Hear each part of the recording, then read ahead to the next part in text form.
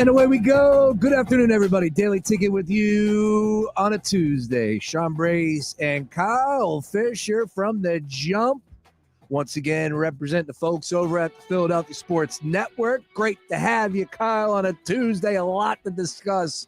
Of course, NFL on the mind. A lot of cuts happening. Some trades that took place over the weekend as far as Howie Roseman and the Eagles are concerned. I want to get your take on all of that. College football.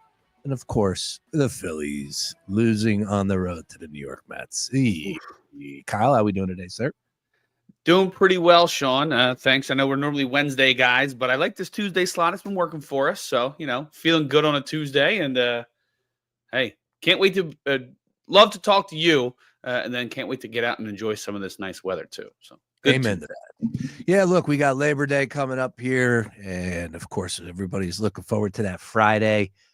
But it's an important series right now for the Phillies. And I think we need to be paying attention to it a little bit more if that is possible. But I know everybody was watching yesterday, and right now everybody's coming up with the talking points of like, oh, no, this is what the Mets needed. All of a sudden, they're going to turn their season around.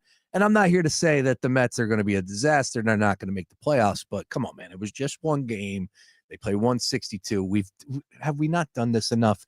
Ugly game, though. And there's some question marks that are questions that need to be raised, specifically Romano. Why is he still on this roster? Everybody told me he was getting cut at the trade deadline. He's still here.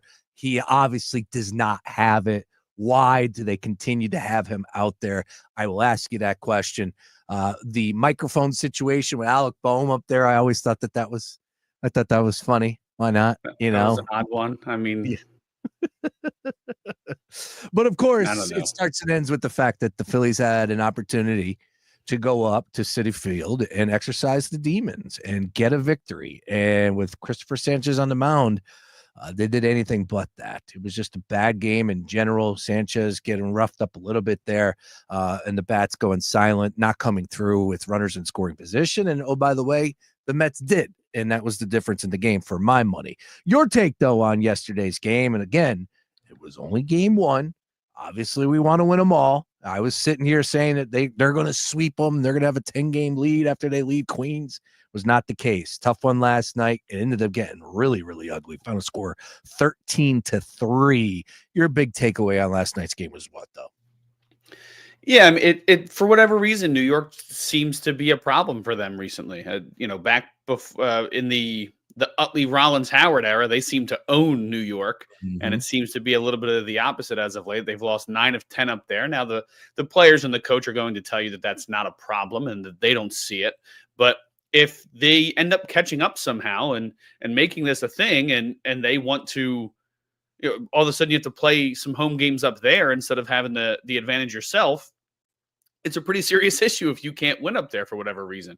Now that it goes hand in hand. Every team is better at home, but the Mets are especially good at home, and they're especially rough on the road this year. So yes, the Phillies are really good at home as well, but their road numbers at least seem to be above board, whereas the Mets kind of are almost Jekyll and Hyde-ish when you look at their home and road numbers. The big thing for me was the runners in scoring position.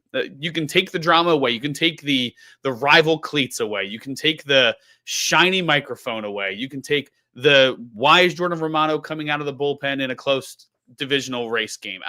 All of that doesn't matter if they hit with runners in scoring position. It's a very different game. They were 1 for 9 with runners in scoring position, despite being up 3-0 in the game. I think at one point, it just started to get away from you. But if they keep the score closer, it probably doesn't start to happen that way. I think everybody started to let their frustrations mount.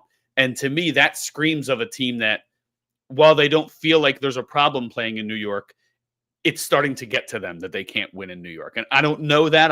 I bet if you ask everybody in that locker room, all 26 guys, every clubhouse attendant, every coach, they're going to be like, there's no such thing as an issue with us playing in New York.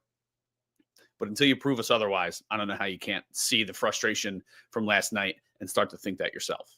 Yeah, look, and back at it this evening, but we know what the schedule is. And for my money, I would say that the Mets dug themselves too much of a hole to catch the Phillies with 5 weeks left, and now they're trailing by 6 games. But if they do get the next 2, right? And then there's a 4-game series coming up against the Phillies. Anything is possible. So you need to figure out how you can find a way to win a game. And then, like I said, if you listened to this show yesterday, I didn't think there was a chance in hell that Sanchez was not going to step up for that moment. Was there anything in your mind that he could have done differently? How disappointed were you with his start last night? I would have liked to have seen a little bit more poise after that odd inning where he had the balk where his foot got stuck, and then he threw the wild pitch, and then he ends up getting out with minimal damage, comes off the field and really showed his emotions, which isn't something you see out of him a lot, except for the end of games. He typically keeps his cool throughout. You'll see him get fired up at the end of an outing or when he's in the 7th throwing his 100th pitch. So it's assumed that it's the end of his outing.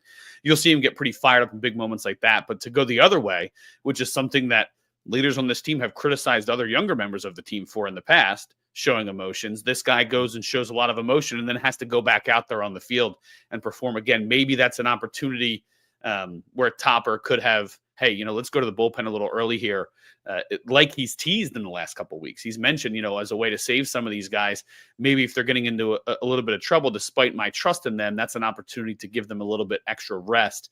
And he doesn't do that. Sanchez goes back out, gets a little roughed up, and now you have a reliever coming in with some traffic on the base pass already, which is never a good situation, let alone for a guy who's been struggling like Romano has.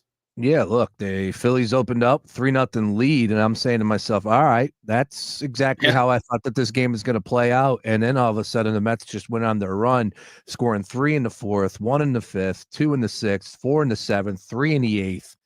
They were blanked in the 9th. Oh, that's right. They didn't play in the bottom of the 9th. Hey, yeah, exactly. Good grief, did that game get away from them? Yeah. And all you got to do is bury the tape. That's it. You can't talk about it. You got to move on. And Jesus Luzardo is on the mound this evening, -115. Sean Manaea on the mound for the Mets at -106. 8 is your total. Look, the Mets, we were talking a little bit about this yesterday, and it might surprise some people, but go back to mid-June. They had the best record in baseball. This is a good lineup.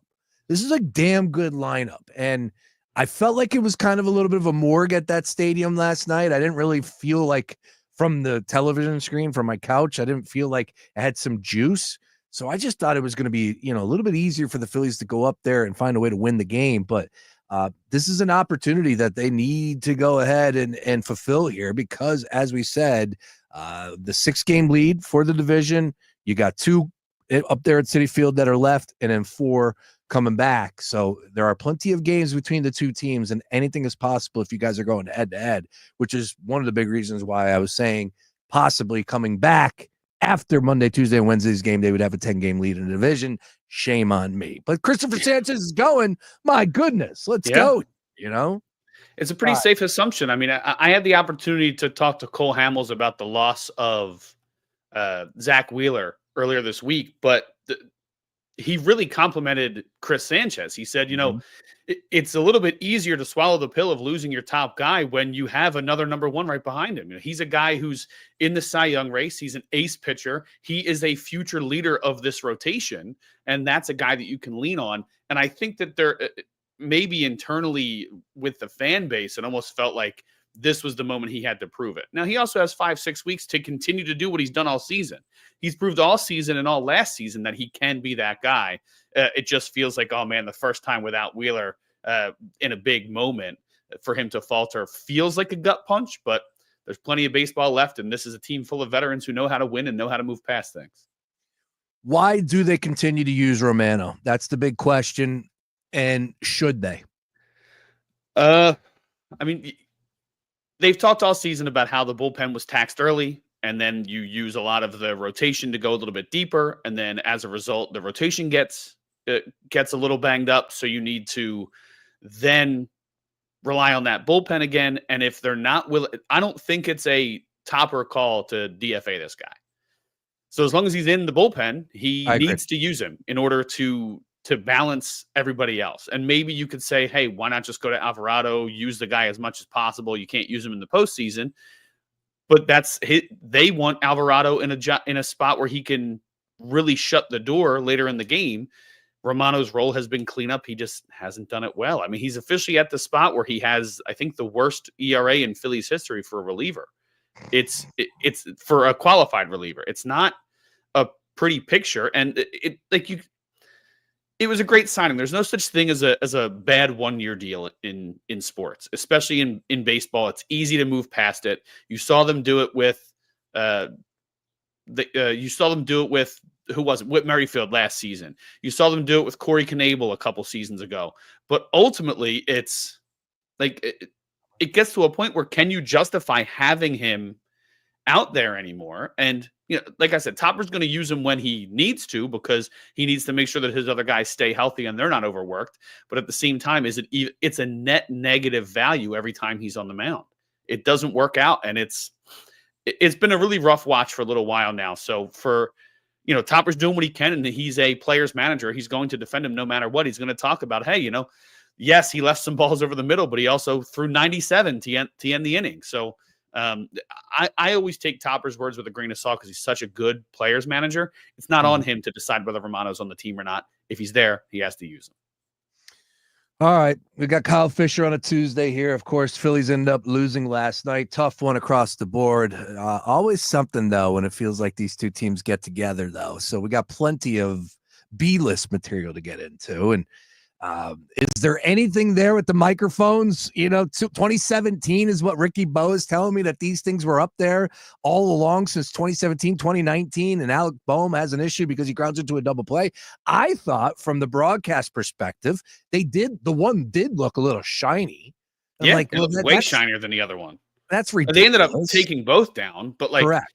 And Topper made a good point. He's like, it didn't affect us when Senga was in the game because it's coming from the other side. But once the lefty starts coming out here, right where the shiny one is, and Topper even said, it looked like it was a little more turned than usual. So I know Ricky Bo wanted to go on his rant, and he's good at it. And that's part of the deal with that show. And gotta respect Ricky Bo. He knows way more ball than I do. But the fact of the matter is, if it had bothered them before, they would have pointed it out in years past. Clearly something was different today, because me and you both just said that we saw it. Ruben Amaro said that he saw it when they showed the replay. Tom McCarthy said that he saw it when they showed the replay. And those aren't, yes, they are the hometown broadcasters, but those two guys will be honest when they need to be. They may be a little, I don't know if they might dance around it like I do sometimes, Sean, but usually it's either full support or they dance around when they're unsure about how to approach it. And it was full support yesterday. And that replay showed pretty clearly to me that there was some shine. Maybe it probably shouldn't have taken that long. Maybe the grounds crew could have went out there and pulled the thing down quicker, but there's or a fan. Well, then all of a sudden you get in trouble if you take it down and you break it. Reach over and grab the damn thing. I was saying already. It was ridiculous. No, you're right about the Tom McCarthy and Kruk, and I thought this was great yesterday. Did you happen to catch, now if you were watching the broadcast, the Stump the Fan trivia in the fourth inning? And it was a Dwight Gooden reference when he won 20 games at the age of whatever he was. Whose record did he beat? And it was a gentleman by the name of Bob Feller, a pitcher. And they called him Bullet Bob, right? Now, I did not know this. So here's T-Mac starts talking about it when the question was asked. He's like, oh, I think I know this in the fourth inning. As a matter of fact, this guy used to come and hang out with me when I was in the minor leagues, I think Trenton Thunder. And he would come into my office and we would talk baseball. And so he starts waxing a little bit poetic about Bullet Bob. Bullet Bob passed away, oh, by the way, too. We don't want to talk ill about the dead, but he passed away in 2010. So whatever it is, 8th inning, 7th inning, they give the answer. And Kruk, when he found out who it was, he was like, oh, man, I don't like that guy. Oh, I don't like that. I didn't see that part. I didn't see the original question, but I did hear him talking about not liking him. This dude is dead. And T-Mac buttered him up. Nice. Oh, yeah, he came to my office. And Kruk's like, yeah, I don't like that guy. And he told a story about how he was in minor leagues. And he asked him for an autograph because he said his dad was a fan. He said his dad used to drive from West Virginia to Cleveland to watch him pitch. And the dude, Bullet Bob Feller, said, yeah, you got $20. I'll sign an autograph for you to John Kruk. Oh, I was dying. I thought it was funny because right away, T-Mac was like, are you sure? He signed so many things over the years. He was always so generous with his time. And John's like, I couldn't stand the guy. Kruk's the best. Like in the beginning, I thought Kruk was a little over the top. I could deal without the pom-poms from time to time, but if that's the worst that you get with it, that's fine. But he is entertaining and he is real. And when he told that story, I don't like that guy. You never hear anybody say that. Nobody ever says they don't like anybody on television. Not one time ever heard someone say, I don't like that guy. Kruk did last night. I thought that was tremendous. This is the same guy who regularly talks about like his wild West Virginia adventures and finding dead bodies and like all kinds of crazy nonsense, being arrested and chased over state lines, all kinds of crap. So the least surprising thing nowadays is him saying, I don't like Bullet Bob. It's par for the course at this point. All right, so we won't get into next year's 2026 schedule too much. I do want to know, do we have the Minnesota Twins Field of Dreams game? They don't have a specific date, but they're playing the Twins that weekend of the August 14th to the 16th. I already looked for flights, and they don't plan flights that far out, as what I learned. Yeah, no flights. You could get a hotel room though. Yeah, I'm probably going to do that. Book the hotel now, and then plan a little trip where you can hit a couple stadiums out there, and make sure you catch that one on the way. How do I get invited, man? How do I get in that? Maybe I'll make it a big group. We can put together a little travel group for us. I want to have a catch. Milwaukee, Field of Dreams, Chicago is what I'm thinking. So now we're cooking. I like that. All right, Kyle Fisher with me here on a Tuesday. Last one from last night is I have no issues with this at all. I know that people are outraged, and it doesn't take much, especially after a loss to the Mets. But Harper and his opposing pack, I believe he's calling it, his rival. The rivals pack, yeah. That's what it is. Which, look, man, you gotta reinvent yourself. He's out there to sell merch, right? Yeah. Like Bryce Harper's got cleats, he's got spikes. It's marketing 101. And he came up with the rival pack, and he said, going into some of these stadiums, some of these away teams, I'm gonna, wear some different cleats that are their colors. And Harper's not shy in that department, from the fuzzy fanatic elbow pads to, of course, the shin guards to anything else. This dude, we knew from day one that he was way over the top in that category. So I have no issues whatsoever. But people are like, anybody but the Mets. I don't know. Well, it's a tougher pill to swallow if he, when you lose 13-3 and people felt like he made some mental mistakes along the way. That he did. If he comes out and goes bonkers at the plate the next 2 days wearing the same colors, like, okay, you're going to look back at this series later and be like, hey, remember when Harper wore the black and orange and went in there and tore New York up? It's all about immediate reaction. And I know that that's what social media is, but it's a cool idea. I support the guy. Does a lot of different stuff and kind of has turned marketing into his own thing. And instead of having one consistent shoe, he kind of releases these limited edition things. It's cool for collectors. It's cool for him. It's, he's a star in the league, and sometimes you got to do things to stay relevant. That's a pretty cool thing that he's doing. If they get swept this week, maybe you put that on the back burner for a little while. Yeah, that's all I'm going to say. The arrival pack. Yeah. I'll tell you what you can do with that arrival pack, Bryce. Yeah, that was a bad job. That was some little league stuff out there. Like, if you're chasing them to the next base, get it out of your hand immediately, because that is a no-no. And then all of a sudden he put Bryson Stott in a tough position to grab the ball, come down with it. It was just an ugly game. It's one. Time to move on. Let it go. On to the next one. It's it. That's all you can do. All right. We will come back to tonight's game. As I said, Lizardo on the mound. We'll talk a little bit more about some props and see if we can find some winners there for the people. Oh, by the way, a little bit later in this hour, Kyle and I are going to talk about some storylines for the NFL, as well as the trades that went down with the Eagles over the weekend. Some big news in the NFL as far as players being signed, and Micah Parsons still unhappy in Dallas. Thumbs up. Thumbs up. If I pinned you down right now, does he play in that game against the Eagles on Thursday night? 9 days. I feel like if Jerry doesn't make that happen somehow, it's a massive failure. I think he's a guy who's going to stay in enough shape where maybe he doesn't play as many snaps as he normally would, but I think he can get out there on the field if they get something done. If they don't, he's been pretty staunch about not going out there. So if you're making me pick one, I'm going to say no, just because of how a lot of the things have gone in Dallas recently. But it wouldn't surprise me if, next Monday they're getting a deal done and all of a sudden he's playing 30% of the snaps by Thursday. Yeah, I don't know what he's doing behind the scenes, but he's not practicing, obviously. I'd be shocked if he's playing 9 days from now. I would be. It'd I'd be be shocked. surprising. Yeah, it'd be right now. I'm going to say he does not play, and for my money, that is an all-time fumble. But Jerry Jones is doing it his way, and he is screwing this up and then some. But we'll see what happens there. Even the Bengals figured their situation out, and we talked about it earlier in the offseason. They have had some rough situations there recently. So for them to figure it out in time and Jerry still drag his feet is a little embarrassing for the Dallas Cowboys. All right, but before we get on over to the gridiron, more from the diamond. The 3-2 on the way to Cal. Swinging a well-hit ball deep to left field. Head into the upper deck. Stay fair. Upper deck. Goodbye baseball. Number 50 for Cal Raleigh. He becomes one of only 33 members of the 50 home run club. And he reaches the upper deck like he did with home run number 48 yesterday. 49, he crushed off the out-of-town scoreboard, and the magical season just continues for Cal Raleigh.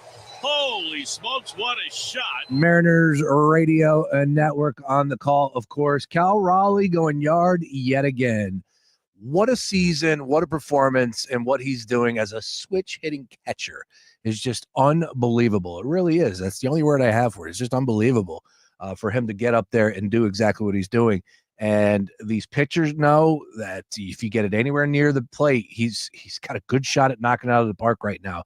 The ball is as big as a beach ball, and what he's doing is just so remarkable. Again, the historical backing behind it, of, as we just said, 50 home runs in a season. He is now joined Mickey Mantle as the only switch hitters with 50 home runs in a season, and became the 8th player in Major League history to reach the half-century mark in August. He is also the first to smack at least 20 home runs from each side of the plate in a season. So there was an article I was reading earlier, like, yeah, even if he gave him the 30 home runs from one side of the plate and put that on this team or that team across the league, what it would do for their offense, of course. Everybody, ball goes boom, you score runs. That's always a good thing, right? Most of the time, it's going to lead to victories. Matter of fact, I saw a stat over the weekend from the Yankees when they hit a home run. It's just unbelievable what they're able to do as far as win-losses is concerned. It seems like they hit a home run in a lot of their games, just threw up another 10 spot as now they have found their winning stride. But Cal Raleigh, of course, when you start to talk about Mr. Raleigh, you got to start to discuss the AL MVP. And Kyle, here we are right now on August the 26th. We have discussed this a few times on this show, but this is one of those awards that everybody should be caught up in. Everybody should have a take on. You know, yesterday, Luke Arcane, I was going to pull this out because he is hell-bent on Judge's numbers, and the season he's having is incredible. Yeah. But you have to put yourself in the voters' shoes.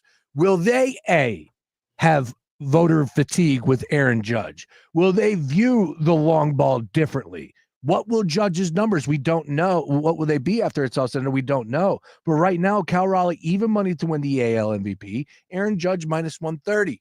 So I ask you, Kyle Fisher, on August the 26th, if you were a voter and you had to vote today, who are you checking the box next to?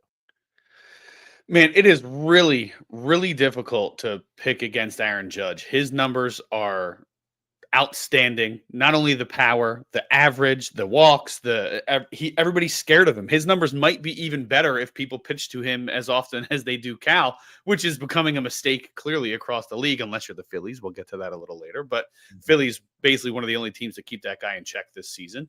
But man, it's really tough to. I'm a big proponent of the entire game, and while Judge has really good defense out there and a great arm in the outfield, and he plays almost every day. Raleigh is the reigning platinum glove winner in the American League. He will likely win the Gold Glove again at the toughest position and possibly most important position on the field outside of pitcher in all of baseball. So for me, you take in the fact it's not like he's hitting 212 like Schwarber did before hitting 40 plus. He's hitting in 250 plus. A lot of RBIs. He's basically carrying this team, which everybody thought was going to be a little bit better. He's carrying them to a playoff position right now up in Seattle. A lot of people like that franchise. He's an easy guy to fall in love with. First ever catcher to win the home run derby. It's impressive what he's doing. I would have to lean again. I know you're going to pin me up against the wall and make me pick one. No. if I had to pick today, I would vote for Raleigh, but that's me personally. I think overall, Judge's season is probably more impressive, and it wouldn't shock me at all if the voters swing his way. But it does matter how it ends, right? If the Yankees end up on the outside of the playoffs and the Mariners end up in, that might be the difference maker for a lot of voters. If Raleigh hits 60, that might be the difference maker for a lot of voters. So it's going to depend on this last month for sure. But like you said, it's something that everybody who talks sports should be talking about. It's one of the more exciting MVP races we've had in recent memory. Yeah, we got Andrew checking in. He believes it's just Judge, simple as that. I agree. And D-Rel's checking in. Get out of here at that. Let's go, Mets. We don't want to do that. Well, it's funny. It's like Aaron Judge is actually having a down year compared to last year. Which is insane. That's ridiculous. Insane that he's hitting like 320 and it's a down season for Aaron Judge. Doesn't make any sense. I look at what, and like you said, the biggest caveat in all of this discussion is what happens over the next 5 weeks, right? Long way to go, a lot of baseball to be played. But I look at what Raleigh is doing in that home run total. That, I think, will get the award for him. And I'm making it really simplistic, but I just feel like the ball goes boom is going to catch attention, right? Everybody loves the long ball. You can hit me with the OPS. You can hit me with all those, some of the other analytics. Even batting average is something that I think people would pay attention to from the voter perspective, and Judge is dominating Cal Raleigh. But I think these voters are going to keep it really simple and say that this guy is catching, switch hitting. Oh, by the way, has never done it before. Judge, of course, we know has been here, done that. So I think that there's going to be a little bit of that fatigue mixed in. If I had to make a play right now, Cal Raleigh on the even money, that's definitely a ticket that I would prefer to have. Again, it's tough when you start to talk about these things because Raleigh 2 months ago was, plus 1,200, plus 1,600, whatever it may be. You prefer to have that ticket in your portfolio right now. But even money is even money. Plus money is plus money. Judge is still a favorite at minus 130 on DraftKings at this point in time. Long way to go. But Cal Raleigh, what he can just do now, 3 home runs in the last 2 days.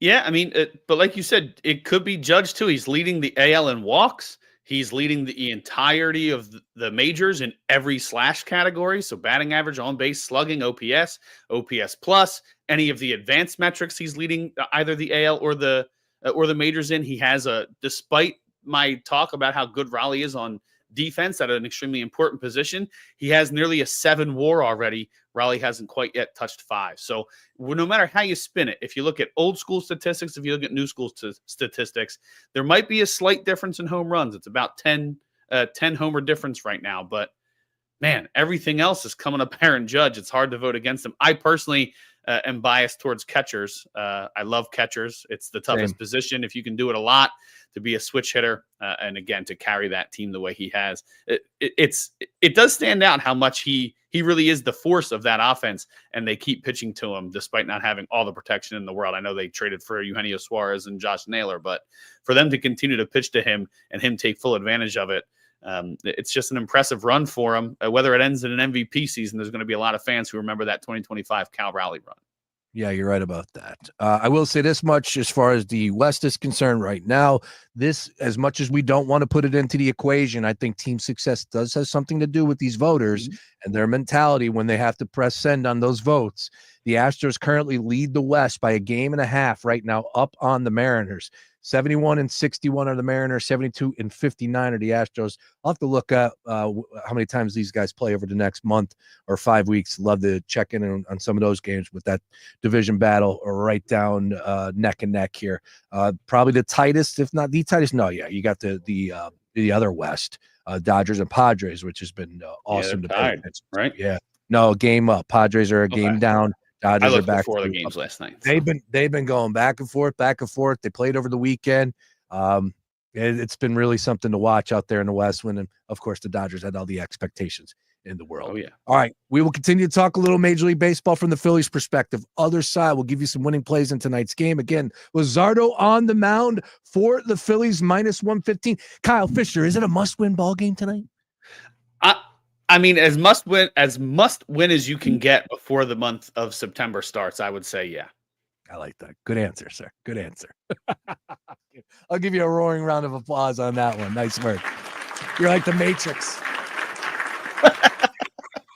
All right, other side, though. I have an article in front of me about big-time storylines in the NFL. We'll go through them and see if any of them catch Kyle Fisher's attention. And, of course, we're going to talk about some Birds moves that took place over the weekend. Howie Roseman staying aggressive. Is he done? I don't know. Season kicks off in 9 days. I think you could still add a couple more pieces if the timing is right for some of these players. We'll break it all down. Kyle Fisher hanging with me. Don't go anywhere. More after this. From Tuscaloosa to the Big House, Saturdays start here. Howard flips it. Smith's got it, and the freshman just launches in as the Buckeyes score. Your home for all things college football coverage. It's The Gambler. Our iHeartRadio Music Festival, presented by Capital One, is back in Vegas. T-Mobile Arena. Streaming live only on Hulu. A weekend full of superstar performances. And keep listening for the next chance to win your way there. Get your laundry Vegas ready with Arm & Hammer Power Sheets. Just toss in a detergent sheet. No trips, no plastic jugs, no mess. Arm & Hammer is a proud sponsor of the iHeartRadio Music Festival. Clean up before you turn up. Shop Arm & Hammer Power Sheets now. Fox Sports Radio, The Gambler. Now, total traffic for Philadelphia. Virginia, the Schuylkill westbound University Divine and Boulevard to Belmont, eastbound Sapago Montgomery Drive to south. Divine Expressway busy both ways, Schuylkill to Broad, 95 northbound back to Betsy Ross to Bridge, and southbound heavy Cotman to Betsy Ross. Our Totella total traffic. This report is sponsored by Thrivent. At Thrivent, planning your finances is bigger than money. It's a way to support the people, causes, and community you love. Because the most important thing isn't what you're planning for, it's who. Thrivent, where money means more. Connect with us at Thrivent.com. I have heart failure, and being out of breath all the time was just too much. I also have other symptoms like carpal tunnel syndrome and lower back pain, and I thought something's really off. That's why I talked to my cardiologist about ATTR-CM, or transthyretin cardiac amyloidosis. ATTR-CM is a serious heart condition often accompanied by other non-heart-related symptoms. It's a condition that gets worse over time, so starting treatment early is important. Talk to your cardiologist today to see if you have ATTR-CM. Vindamax, tafamidis, is a prescription pill taken once a day to treat adults with ATTR-CM to reduce death and hospitalization for heart problems. Tell your doctor about all your medications, medical conditions, and if you have liver problems or breastfeeding, pregnant, or plan to be. There are no known side effects with Vindamax. For prescribing information, call 1-877-278-9632. Learn more at Vindamax.com. Ask your doctor about ATTR-CM. Sponsored by Pfizer. CEOs you should know, brought to you by Comcast Business. David Goodstadt, founder and CEO of Ballers. Ballers is really born from my love of sport and our passion to bring people together around the shared love of sport. Ballers is a social sports venue. There's a club component to it, but anyone from the public can come and experience what we have to offer. We'll have pickleball courts, padel. There's a turf playing field, which will be primarily used for soccer, but can be used for any type of event on a field. We've got 2 squash courts. We'll have golf simulators as well as a short game practice area. And then we have an extensive gym, locker room, and recovery areas that will include things like infrared saunas, cold plunges. And then on the hospitality side, we've actually got 2 bars and a full restaurant. We're located in Fishtown in a building called The Battery. It's actually the historic power plant of Philadelphia, and it's truly iconic. What we believe we're creating is an ecosystem where whether you're a player, an observer, so you could be a parent watching a kid or a spouse supporting your partner, everyone is welcome and everyone can come together and find something they can connect with. And there is a multitude of sports that we offer. So it is a really amazing way to get people together. And obviously the side benefit, if you're actually playing the sport, it's healthy as well. We have a very active Instagram page, which is Ballers Social Sports, which is our handle. And then we've got a website, which is ballers-us.com. Comcast Business, powering possibilities. Live radio, trusted DJs, breaking news, live play-by-play, endless music, and podcasts just for you. It's the free iHeartRadio app. Radio your way. Join the millions who already have it. Download the free iHeartRadio app, the #1 app for radio. Hey, listen to this. All it needed was a new starter. Got a great deal on eBay. Did it myself. Yeah, that's cool. But how about the soft purr of an upgraded exhaust when it fits just right? For me, it's the little things, like these new windshield wipers from eBay I installed. From small fixes to big upgrades, eBay has all the parts you need at prices you'll love, guaranteed to fit every time. eBay, things people love. Eligible items only. Exclusions apply. You took the elevator to the 48th floor and handed him the briefing. Your fingertips touched, sending a shockwave of desire through the air. The room pulsed with a silent craving as he drew you in with his smoldering gaze, before uttering the words your body ached to hear. The next train on track 2 is delayed. And all the while, you were on your commute home. There's more to imagine when you listen. Discover romance titles on Audible. Hey, man, you all right? Need me to call 911? No, call Top Dog Law. Get top dollar for your accident at topdoglaw.com. Once again, that's topdoglaw.com. Once again, hanging with you here on a Tuesday, Kyle Fisher and Sean Brace. Daily Tickets. If you miss anything, get all of our podcasts at foxphlgambler.com. Find our stream on the iHeartRadio app. Of course, socials at Fox PHL Gambler. Kyle, college football. Did that catch your attention over the weekend? You a college football guy? Not the biggest college football guy. I'm not going to lie to you. It's just I only have so much room in the brain, and understood the turnover and guys I may never hear of in a couple years again. I pay attention a lot close to draft time, and that's about where I limit it to. Now, does Texas and Ohio State does that get the juices going at all? I mean, it's a big time deal. Arch is unbelievable. Did you see the quote he had? I didn't see the quote he had, although I am excited about that matchup. Any big matchup, I'll tune in, especially like when I'm on the road with the crew for CBS. We're typically really, really zoned in after our production meetings, watching any Saturday night matchups. So I didn't see what he said. What did he say? Let me react in real time.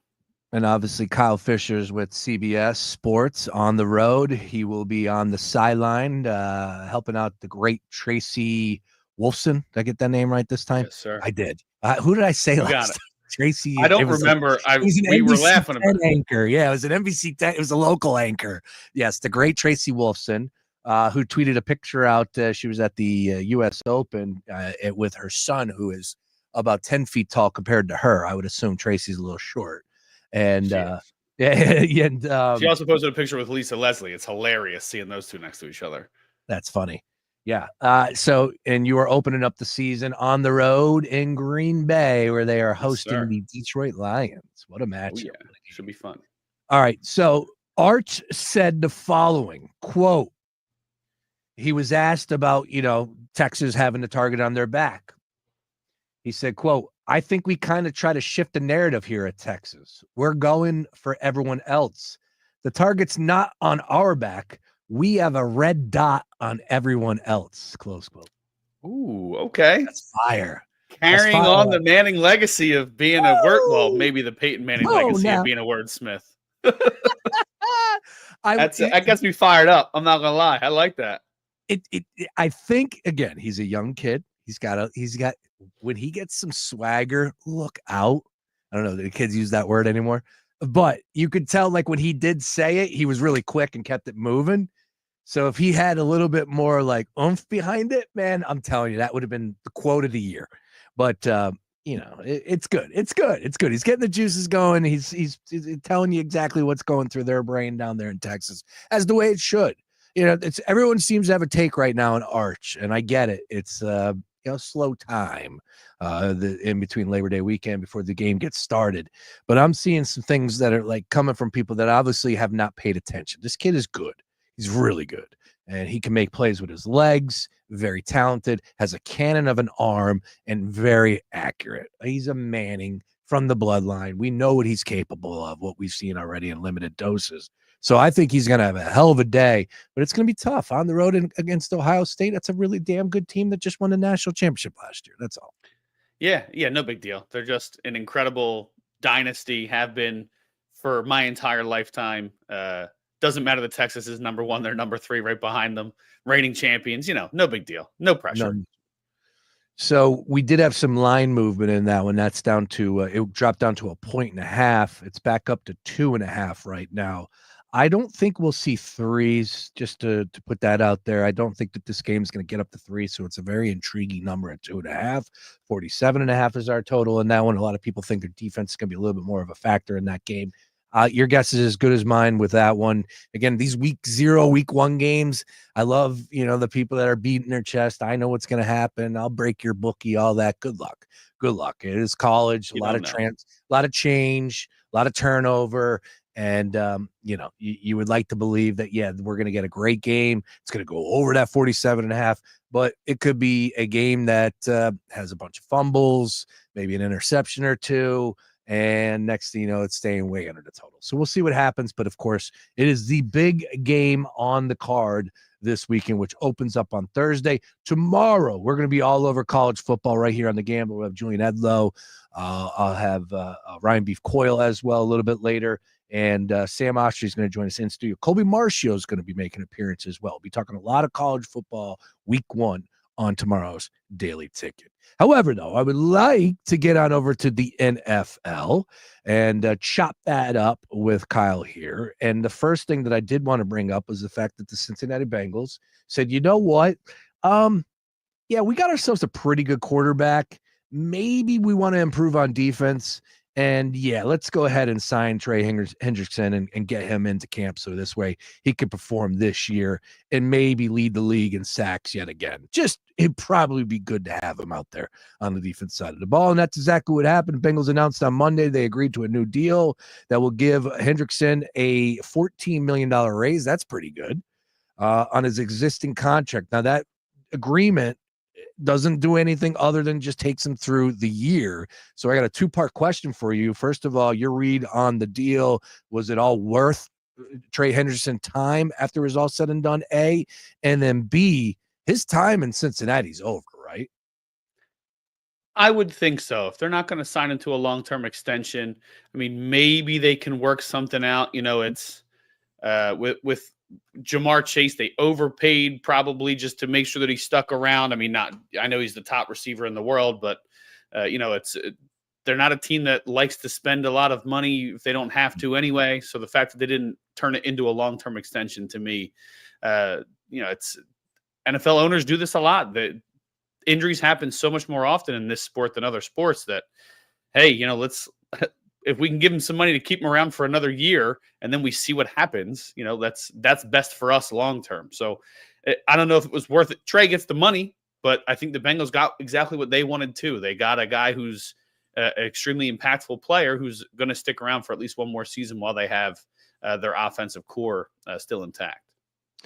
Shamar Stewart got his contract. The Cincinnati Bengals just don't operate the right way. We know it. We've talked about this for years now. We learned it really with the one Hard Knocks with the offensive lineman from Alabama that they were playing, trying not to give him the money that he was owed due to the simple fact of where he was drafted. It was ridiculous. And that was more with Shamar Stewart as well, 17th overall pick out of Texas A&M. And again, this is on the defensive side of the ball. I just, I wonder what Joe Burrow really says behind closed doors. That's all.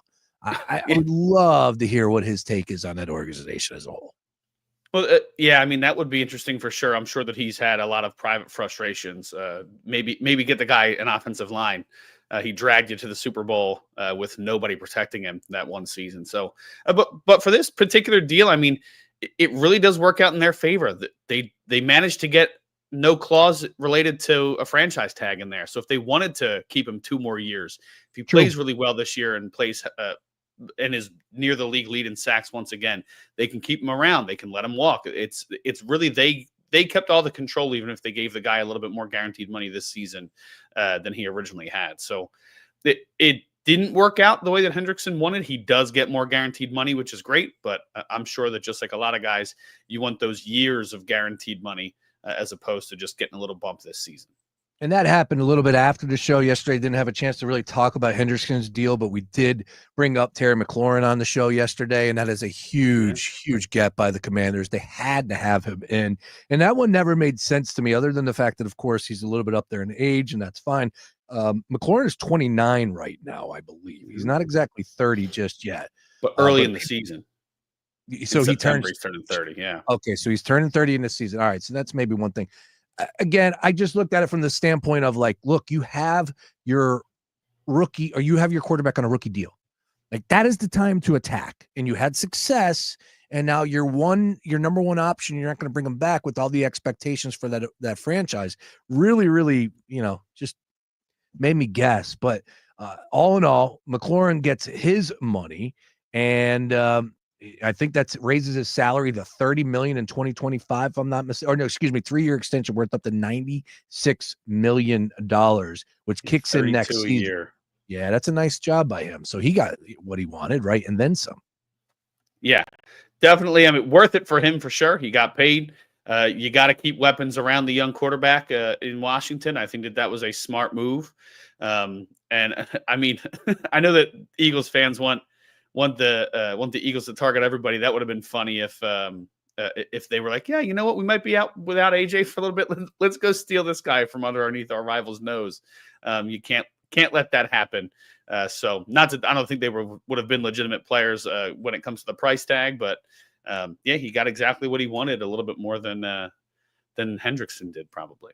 We'll see if it pays off though, man. 30 plus year old wide receivers hit walls. It's what one guy has worked out recently, and it was only for 1 or 2 seasons in Devontae. Everybody else, you look at Diggs, you look at Kupp, you look at Antonio Brown, those guys hit a production wall, and then in some cases, some personal walls too. So it's, we'll see if it works out. They got a good system down there, and he doesn't seem like he's necessarily a guy who you got to worry about off the field too much as far as his mental. So we'll see what happens, but he got exactly what he wanted. You got to give props to the guy for that.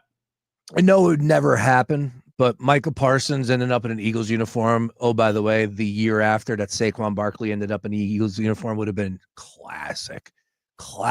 And there is something there with Micah and the Eagles and of course Penn State, that whole connection. But again, that deal, it's ridiculous what has taken place in Dallas, and we don't need to go down that road because it's being covered by everybody. We already hit. We don't think he'll be suiting up in 9 days, taking on the Eagles in game 1. There's 16 other games after it, so it's not the end of the world. But I will say this much.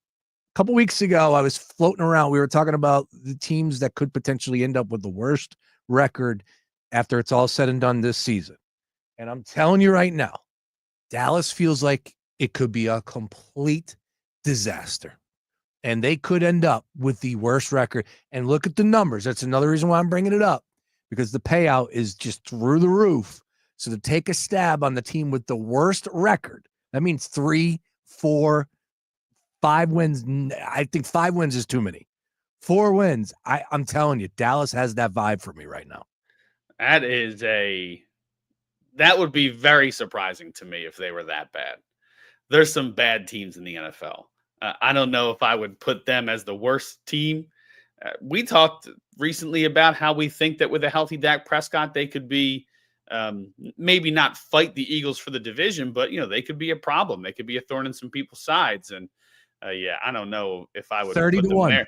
But plus 3,000. It's a good and again, sprinkle. That's a good value. The hype behind the Cowboys is always there, so you're getting great value there. For instance, just to let you know, the team that has the best odds, 2 teams to have the best odds to have the fewest regular season wins this year, of course, the Saints and Browns. No doubt. We understand that. Way down the board in the middle, you got the Cowboys at 30 to 1. New coach, Micah Parsons issues. That feels like that's playing out, and it's like all these players have to continue to answer it. An injury or two, maybe Dak goes down again. It could happen. I could see it. It could. I also would, if I'm looking to win, not money, just be the victor. If it's a pick, not a bet, sure. I mean, I'd pick 5 or 6 teams before I even looked their way. Right? There's some horrid franchises out there as of late. So it's. But for the value, that's a pretty good choice. I could see the drama's been there all preseason, all off season. So why not? I agree with that. All right, Kyle Fisher, your thoughts on what Howie Roseman did on Sunday with his busy afternoon. 3 trades, and he has now pulled off 5 trades this month. Yeah, we still got a little bit to go here. But Fred Johnson from Jacksonville for a 2026 7th round pick. Why did that move go down? What did that say to you? Well, I mean, they're a team built in the trenches. It didn't surprise me at all that they went and got some additional depth there. I think that you've done some mixing and matching. You know, you lose Becton after his strong performance last season. You need to fill that role. You're putting some guys in maybe some unfamiliar, uncomfortable positions. You've had some warning signs with both of your tackles these last couple of years. Add some depth. And if it's a guy who you're already familiar with, even better. So to me, it's just they're a team that's always been built in the trenches. If you have a chance to add some cheap depth, you do so, especially a guy who can more easily pick up your schemes since he's been there before. Acquired Sam Howell and a 2026 sixth-round pick from Minnesota for a 2026 fifth and a 2027 seventh round. What did that trade do to you? What did that mean to you? Well, I mean, McKee gets hurt. It was a who's it? DRT. It was just a sign to me that they didn't trust him. You see, he gets cut as a result of that deal. Excuse me. But to me, it was just you get a veteran just in case, you know, Hurts hasn't played every game in a season yet. You go out and get him. I think that if McKee wasn't hurt, you probably don't make that deal. But just in case he goes down, you want to make sure that you have somebody besides a rookie to go because you have Super Bowl repeat aspirations here. You're not trying to make some noise. You're trying to continue the noise, if you will. So you need a veteran to help run this group, and to me, it made a lot of sense. All right, and of course the Beachy move a little earlier this week. He came from the Texans, correct? Why am I drawing a blank on that? Yeah, Texans receiver. Yeah, I thought that was a good move too. I mean, you have an injury to Johnny Wilson. You go add some depth for yourself, and they have a solid wide receiver room. A lot of people felt like it was a little thin before Johnny Wilson put up those good performances in preseason. People thought it might be a little thin outside of the top three. Wilson shows something, and then he gets hurt. You want to go get another veteran. You know, you might be without AJ for a little bit. Devontae's been hurt, at least minor injuries each of the last 2 years. So you get yourself some insurance, a guy who's been around the block before. Don't hate that move either. And you have plenty of picks. Why not? Plus the Alabama love. Hey, Alabama, Georgia. Alabama, Georgia. That's all you need, baby. The SEC Eagles, man. This is. And oh, by the way, Howie's a Florida guy, which is pretty funny when you think of it. Once again, Eagles and Cowboys 9 days away, 7-point spread, still holding strong on DraftKings Sportsbook. 46.5 is our total in that one. If I made you make a play right now, giving it 7. Whew. Too many. Yeah. Give No, it a I'd 7. do it. I'd do it. Yeah. You're making me make a play. I'll do it. Yeah, I'm right there with you on that one. All right. I got an article in front of me from Yard Barker. They always do a good job with these sort of deals and storylines to keep an eye on for the upcoming NFL season. And I'll tell you what, one of them has my attention from the jump. And I think you and I have discussed it a few times already. Yeah, of course, it's off season. So, you got to hit on some of the big topics that are out there. But I am fired up to see what Ben Johnson and the Chicago Bears are going to do. I don't know if that's the number one storyline for me. No, that would be, will the Eagles run it back? But Ben Johnson and what he was able to do in Detroit, the way he called plays, the formations, the difference that he was with the success in that franchise, for him coming back, I'm a big Ben Johnson believer. Now, will that translate with Caleb Williams and that offense over there with the Chicago Bears? We'll see. I do like him in that Monday Night Football game. We discussed that last week. But as far as a storyline in the NFL that gets you excited for this upcoming season, where do you rank that one out of a 1 to 5 scale, Kyle? I'd put it like a 3, maybe a 4. I think it's interesting to see that you might see the burgeoning Dan Campbell coaching tree if he has some success. What he did with that offense, a lot of people didn't have faith in that offense when it comes to Jared Goff and put a lot of it on the weapons. We'll see what happens with a more dynamic quarterback, maybe less dynamic weapons, but more dynamic quarterback. They added to that offensive line to help. I've talked a lot about how the Bears are greatly improved, to me, on paper, at least in the offseason. So we'll have to see what kind of poise they get from the quarterback. But yeah, that should be an exciting team to watch because you have a really strong coach in there. And if you add protection and some weapons to the young quarterback and Caleb Williams, no reason to not have a little bit of faith that they take a big step up. So maybe fight for the division. I don't know about that, but they could be exciting early and really turn some heads. Yeah, especially with that division matchup right from the jump. Like you said, it's definitely a game that could get some serious attention. And with the Monday Night Football, of course, I think it's a solo game. I don't think there's 2 Monday Night Football games, right? I don't believe so. Is there? There, Week 1? Is that when they do no, it? not week 1. The following week we get 2 Monday nights, if I'm not mistaken. Yeah, the following week we get the Bucks and Texans and the Chargers and Raiders. And then that's it. Lions and Ravens. Wow, week 3, Monday Night Football, Lions and Ravens. You got to love that. All right. The Aaron Rodgers deal in Pittsburgh. Where does that rank for you as far as storylines for the upcoming NFL season? Does that get y'all hot and bothered? Rodgers with the Steelers and Mike Tomlin. I don't know. A 1, a 2. Like, I don't care about. It would be fun if it ends up working because, we know that it's going to be his last season. But if it doesn't work, I mean, to me, it's more interesting after the season because if it doesn't work, what do you do with, that Rodgers is going to retire? What do the Steelers finally start questioning whether Mike Tomlin is still suited for the job? There's a lot of question marks there. You've moved on from some highly talented players as of late. Do they need to make a change there would be the bigger thing for me. But if Tomlin can take a 42-year-old Aaron Rodgers who has not worked out as the last couple steps and make this team look really strong again, then, it's a very different situation. The Rodgers part of it, I don't really care too much. I know that he's better than guys like Russell Wilson and some of the other veterans who have changed teams lately, but to me, he's just another retread guy until he shows me different. I know he had a strong season in New York last season, but we've talked about it. I'm kind of over that guy a little bit. He's a great talent. Don't get me wrong. Sure. One of the best I've ever seen with my own eyes. But it's to me, I'm a little past the Aaron Rodgers hype until if you go out there and they start 6-0 or something like that. Maybe you're turning my head. But as far as right now, I'm going a 1-2 if you want me to not be bored by it, basically. All right, final question as far as storylines that are getting you excited for the upcoming NFL season. 9 days away. Pick one that you are more excited for. Would it be J.J. McCarthy's debut with the Minnesota Vikings or Travis Hunter attempting to play both sides of the ball for the Jacksonville Jags? I think the Travis Hunter one is the more intriguing one as a fan of neither team. To see a guy who could potentially play both sides of the ball regularly would be impressive. Deion Sanders did it a tiny bit. He would do a little bit here and there back in his day, but I haven't seen anything like that with any sort of regularity. So if he's able to pull it off, I think he's going to end up playing one more than the other. But if he's effective on both sides of the ball, it'll be really exciting. And it'll get a lot of eyes on a team that probably doesn't get as many eyes as they deserve, who they have some big names, but have had some ups and downs. And if he can bring some additional eyes there and they find some success, that could be an exciting story.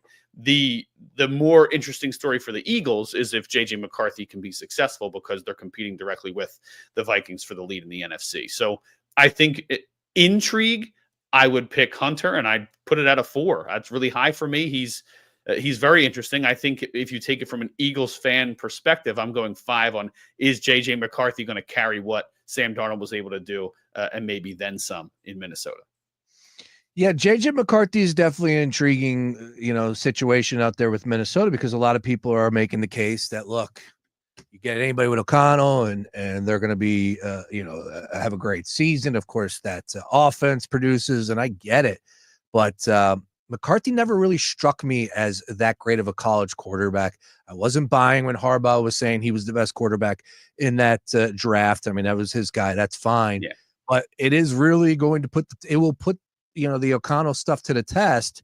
And I don't know if we'll get our answer in year one. That wouldn't be fair, but we'll know if JJ McCarthy could play the position or not, at the professional level this year after it's all said and done.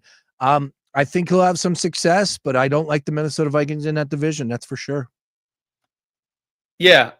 Sorry. I just saw one of the comments in the comments section.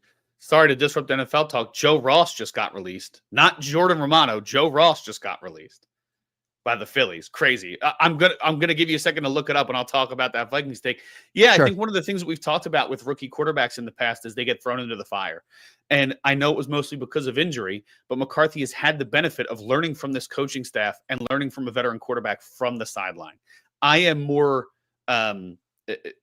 excited might not be the right word, but I think there's more promise in him this season than if he came in last season as a rookie and had to prove things with a veteran-laden squad around him. For me, I like giving rookie quarterbacks a chance to adjust and learn behind somebody else. That's a big deal for me. I think too many rookie quarterbacks have not worked out because they were thrown into the fire in a situation that was not beneficial. Most rookie quarterbacks who are forced to start are playing for bad teams. The reason they were bad is because they couldn't protect the quarterback, and it's just an endless vicious cycle of people taking quarterbacks when they're not ready for one. So I think that you're throwing him into a good situation with a really good quarterback coach, and he had a year to learn under a veteran. I'm a little more excited about him this year than I would have been if he were the starter this past season. Yeah, thank you very much, Jose, for adding to the show. I was going to break out the Travis Hunter, Taylor Swift angle to close up this segment Travis with you. Hunter, Travis Kelce. Did I say Travis Hunter? Yes, you did. Whoops. Breaking news. Taylor Swift and Travis Hunter are getting engaged. That would be crazy. That would be breaking news. Whoops. No, Travis Kelce. She's a billionaire. Yeah, put a ring on it, dude. Put a ring on it. Now, does he have to sign a prenup? Pretty easy decision. Does he have to sign a prenup? I mean, one of them should be, both of them should be, maybe. I don't know. Like, why not protect yourself? I'm sure they're going to respect each other and be like, look, what's yours is yours. What's mine is mine. We know who we are. We know how these things can go. Let's each protect our own, and we'll keep our stuff separate. They don't need each other's money in any way, shape, or form, right? So why not? Both of them sign one. Billion is a billionaire, though. That's a B. Yeah, Travis Kelce is not a billionaire. That's I guess right. he is now. He's a media darling, though. He's getting there. Yeah. I mean, yeah, the money that they're making from that podcast alone. All right, over to the Phillies, having some fun here with Kyle Fisher. Yeah, Matt Gelb from The Athletic tweets out the Phillies have released Joe Ross, who signed for $4 million, had a 5.12 ERA in 51 innings this season. I know Joe Ross hasn't been good. Of course, the numbers will tell you exactly there, but are we being trolled right now? Like, if there's one guy that needs to be released, it's Romano. That's it. Yeah, I don't understand this at all. I know that he has more experience closing, but Ross is a guy who could have gone multiple innings for you, could have been a spot starter if you wanted to give some guys rest in a six-man situation. I mean, I haven't seen the corresponding move yet, so I don't know like if they're calling up Seth Johnson or who else is going to be called up. I haven't been able to find that on Twitter yet, but yeah, I don't look, it's not a good situation when one move doesn't surprise you and it still feels like the wrong move, right? I mean, he signed a $4 million contract, has a 5.12 ERA in 51 innings. Romano signed a $8.5 million contract and has almost an 8.5 ERA, is worth almost -2 WAR in 42 and 2/3 innings, and you have him doing mop-up duty. I'd almost rather have Joe Ross, who's more versatile, and yeah, I mean, not great numbers, but his numbers are better. Who knows? I don't know what you can say about either one. I would imagine that both guys will be cut before the end of August, because then if you get guys up in the bullpen before September hits, they are eligible for the postseason. If you wait until September 1st call up, they are not. So you will I would not have been surprised if Romano was cut. It's a little more surprising that Ross is. Maybe Romano sticks around now, which is crazy to me. But I'm not the one making those decisions.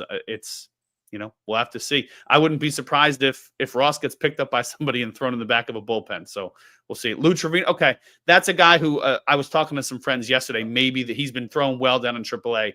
Maybe he's the guy. So Jose, thanks for the, coming in for the update there. Yeah, man. Huge. Jose's a Phillies insider here today. Yeah, what is going on? I'm supposed to be getting these alerts. What happened to me? I love it. Nice. What happened to me? We appreciate that. Good stuff there.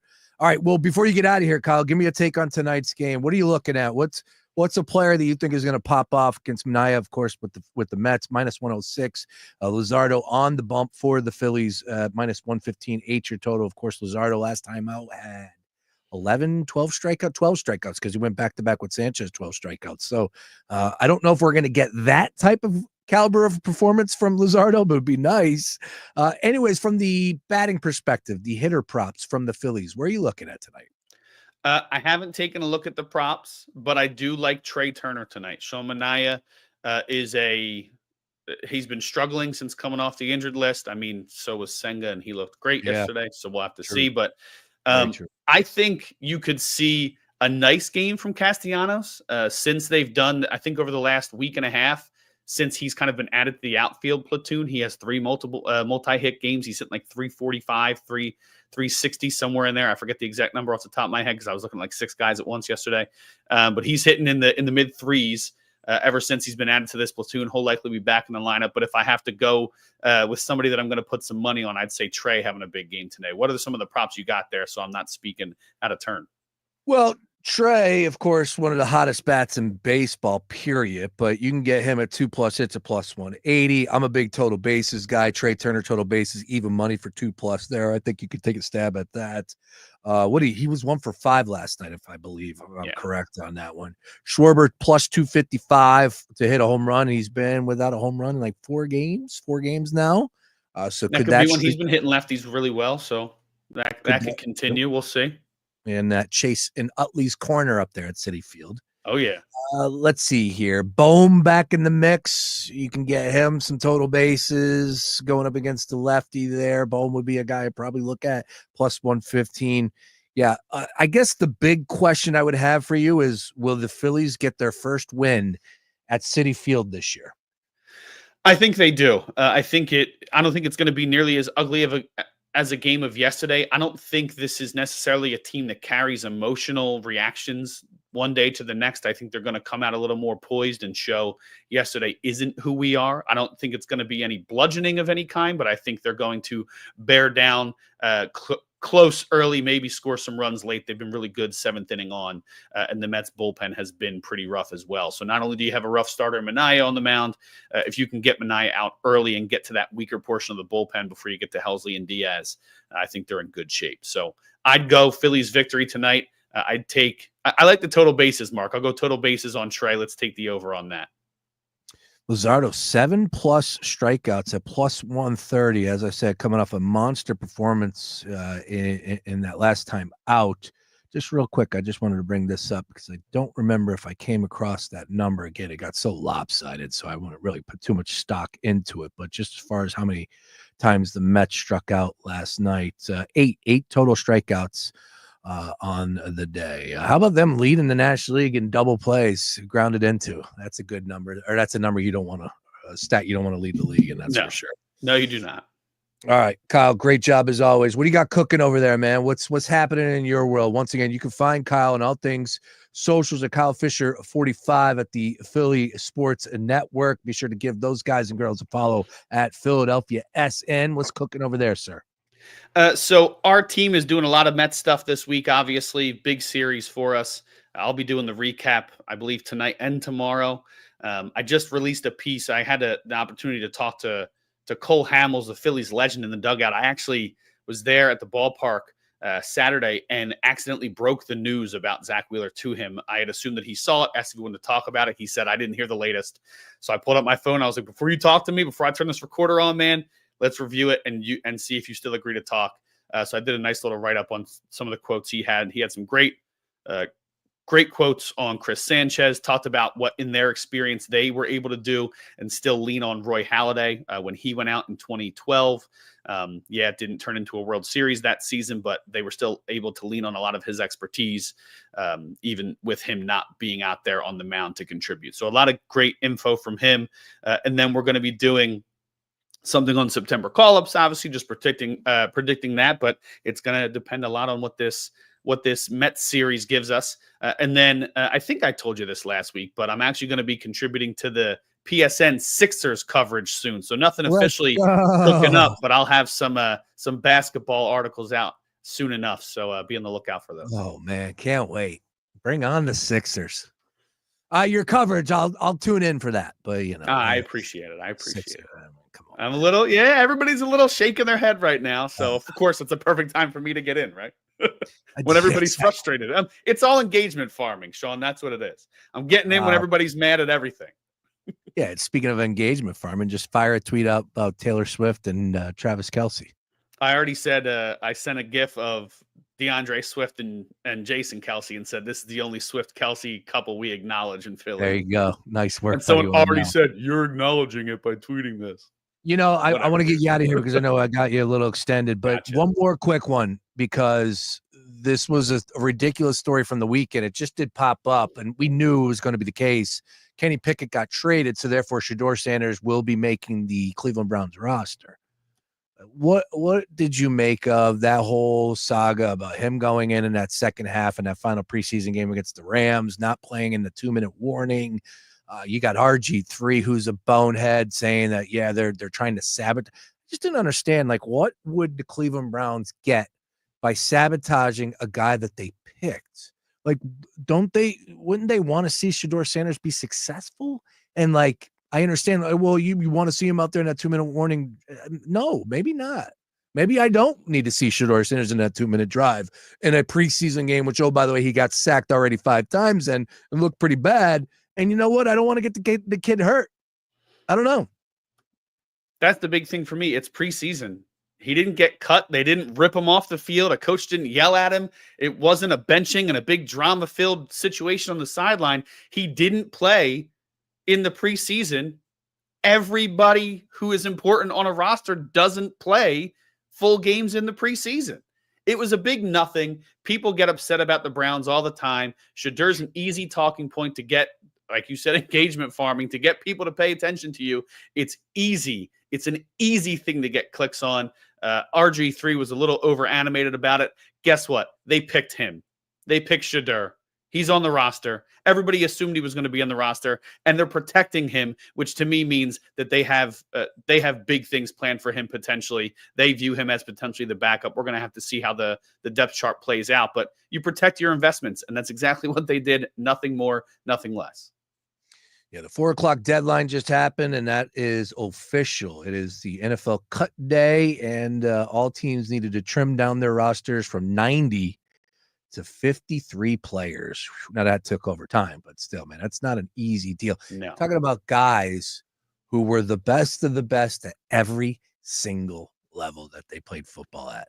And now all of a sudden you got to find, okay, this guy, none of these guys were ever told you're not on the team until right now. It's crazy when you think about it in that perspective. Crazy. Yeah, man. It's not an easy business to be in. Not an easy business to be in, pro athlete. Kyle, you're the best. Thank you very much for giving us an extended period here, man. Always a pleasure to get you on the Daily Ticket. We'll catch up after the holiday. Enjoy it, my friend. Go Phils, and we'll continue to read your Philly Sports Network, following you on all things socials. Always a pleasure. Thank you, sir. Talk next week. There he is, Kyle Fisher on the Gambler stream. I'm late for a break. Yeah, other side, I want to bring up some college football, get into some of the talking points that I've been paying attention to, specifically in the LSU and Clemson game. That is a game that everybody would be watching Saturday night. Of course, Belichick on Monday night is very intriguing as well with TCU. I don't have a good vibe about UNC. I really don't. Easy schedule, but not in that game. I think that's a tough loss or a tough game to open up with from Belichick. And a lot of turnover, a lot of change going up against a decent TCU team with a pretty good quarterback. We'll talk a little bit more about that one. But as I said, it is the NFL cut day. Some significant names have already been released. We'll go over some of the big names around the league, and maybe the Eagles, maybe Howie Roseman comes calling for a few of these players. We'll talk about all that and more on the other side. It's Daily Take after this. If you're 55 or older and into that whole saving money thing, T-Mobile has an exclusive phone and internet bundle just for you. Right now, get 2 unlimited phone lines plus 5G home internet for just $30 each per month with autopay, plus taxes and fees. And with 5G home internet, setup is easy with just one cord and no technician needed, which is great if you're also into that whole keeping it simple thing. Switch now and experience the best mobile network in the U.S. Visit your local store to start saving. T-Mobile, it's better over here. Based on analysis by Ookla of speed test intelligence data Q4 2024 to Q1 2025, Ookla trademarks used under license. Unlimited on our network. Customers on voice plan may notice speeds lower than other customers, and further reduction if using more than 50 gigs a month due to data prioritization. Video streams and SD on this plan. Home internet pricing after $20 a monthly bill credit plus $5 per line without autopay. Debit or bank account required. See 5G device coverage and access details at T-Mobile.com. Let's go! You're still glowing, flirting, grooving.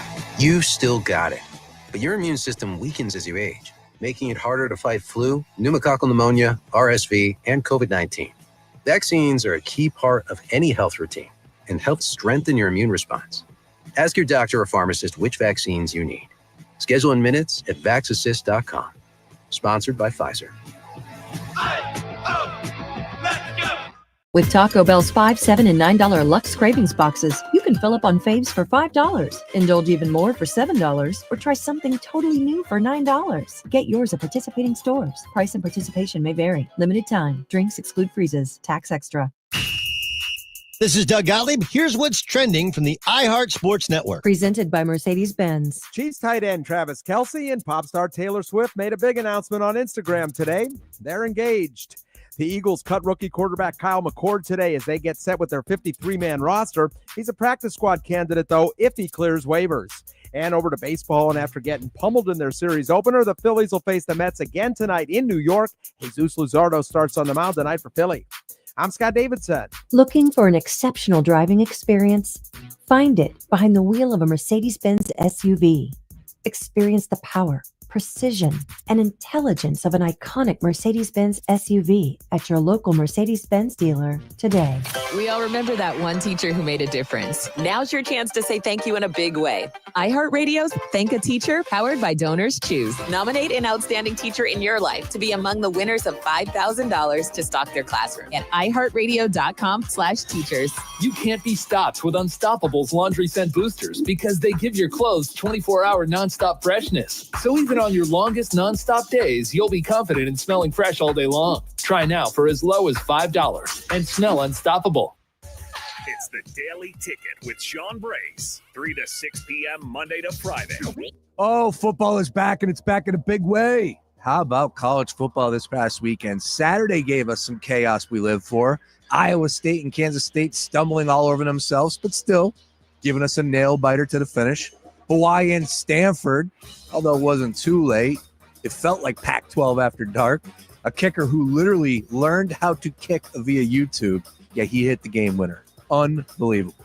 But folks, now it's time to belly up to a bar this weekend. We got the big boys taking stage. Ohio State and Texas at noon on Saturday. LSU and Clemson later that evening. Miami and Notre Dame in prime time. And then on Monday, Bill Belichick's college coaching debut at UNC. Folks, if you're not a college football fan, what else do you need? Give it a shot this weekend. Thursday to Monday, nothing better. And we're all over it for you right here on The Gambler. If you can wager on it, we're talking about it right here on The Gambler. My station, baby! Fox Sports Radio, The Gambler. Now, total traffic for Philadelphia. Heads up, traffic is stopped both ways right now at the Tacony-Pomar Bridge. That's for a drawbridge opening. 42 southbound, stop and go for the Walt Whitman down to Creek Road. Watch for delays on the Schuylkill westbound, bumper to bumper, University to Vine, and Boulevard to Belmont eastbound. Jan approaching Montgomery Drive to south. 95 northbound heavy. Well, Whitman to Penn's Landing and Jan Allegheny up to Bridge. Southbound Jan Coppin to the Betsy Ross. And so Ridley Park to 320. All right, to tell a total traffic. This report is sponsored by Rapid Radios. Rapid Radios are instant push-to-talk walkie-talkies offering national LTE coverage and no subscription ever. A great alternative to a mobile phone for your kids. For a limited time, go to rapidradios.com and you'll get 60% off. Free UPS shipping. Add code radio and get an extra 5% off. Hey, it's Sean Brace. Make the most of your summer without stressing your budget. Use the Zip app. With Zip, you can make more happen this summer, from front row to baseball game to last-minute grocery runs for that barbecue. Zip lets you comfortably pay over time with a flexible payment schedule. You can use Zip online and in-store almost anywhere Visa is accepted. Learn more at zip.co. Loans through Zip pay anywhere, and Zip web checkout, including any powered by Zip loans, are originated by WebBank. Introducing the new Dell AI PC powered by the Intel Core Ultra processor. It helps do your busy work for you, so you can fast forward through editing images, designing presentations, generating code, debugging code, summarizing meeting notes, finding files, managing a schedule, and responding to Jim's long emails. Leaving all the time in the world for the things you actually want to do. No offense, Jim. Get a new Dell AI PC at dell.com/AI-PC. How those ahead stay ahead. Well, these polymers aren't as flexible as batch K3. Researcher Laurie is stretched thin. Did you get the vulcanization analytics from V66? Wait, are these rubber scores from last week? She needs to hire new lab technicians so she can bounce back into her old self. I need Indeed. Indeed you do. Our matching platform lets you spend less time searching and more time connecting with candidates. Redeem your $75 credit at Indeed.com/credit. Terms and conditions apply. Football is back. And the season lives on iHeartRadio. Whether it's fantasy advice Or venting with your favorite host over that blown call. iHeartRadio brings you all of it. From the official NFL Podcast Network. Welcome to NFL Daily. To local stations that bring you the games live. Touchdown! This is 24/7 coverage of everything you love about football. And it all starts now. Just open the iHeartRadio app And search NFL to dive in. Number 1 on your car radio preset and the new and improved iHeartRadio app. WDAS and WD273D Philadelphia is Fox Sports Radio, The Gambler.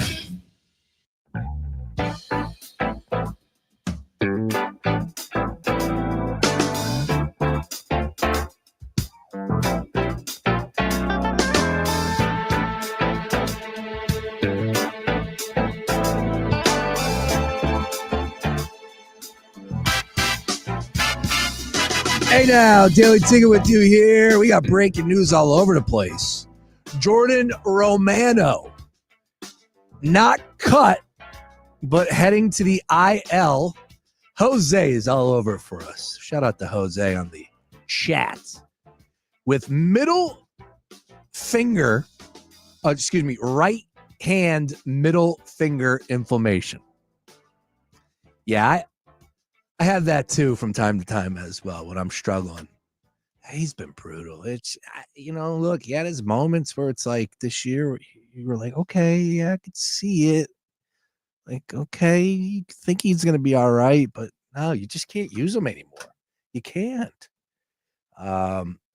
He's just a disaster out of the pen, and he's not fooling any hitters with the off-speed stuff. He walks a bunch of guys, right, if I'm not mistaken on that. Because he's trying to make something happen that's not there. And when he has to put it over the plate, nobody's not, all these batters are squaring it up. So I look at what Romano is and what he's been all season. It's just like, man, you guys are just delaying it right now by keeping him on the roster. But this is the right thing to do. Just get him away. See ya. And, see if you can bring in somebody else or make some other moves here as they have today with Lou Trevino from AAA. I believe he came up. Also some other names that are out there potentially going to get some work and help bolster that bullpen with the removal of Romano.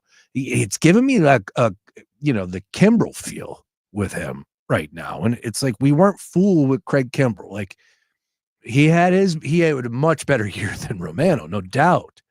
But when you can't use him, he's not going to get anybody out. He's not going to be successful in that appearance. So what are you going to him other than the fact that you have to use him? And that's what we were discussing earlier with Kyle Fisher, where he's like, this isn't a Rob Thompson deal. Rob Thompson's not the guy that's going to say, DFA or whatever it may be. Like, he has to use the players / pitchers that are in the bullpen that he has on the roster. And that's facts. That's the reality of the situation to a point. I did not agree with that appearance last night. I just was not down with it immediately. And then you had the vibe where it's just like, this is going to be a disaster of an inning. And then, oh, by the way, it turned into exactly that. So once again, Phillies and Mets game 2. Phils have lost all 4 games this year up at Citi Field. Have to find a way to win a ball game so they can exercise the demons. Luzardo on the mound -112. We talked a lot about his last appearance where he struck out 12. Could he get some sort of on that number?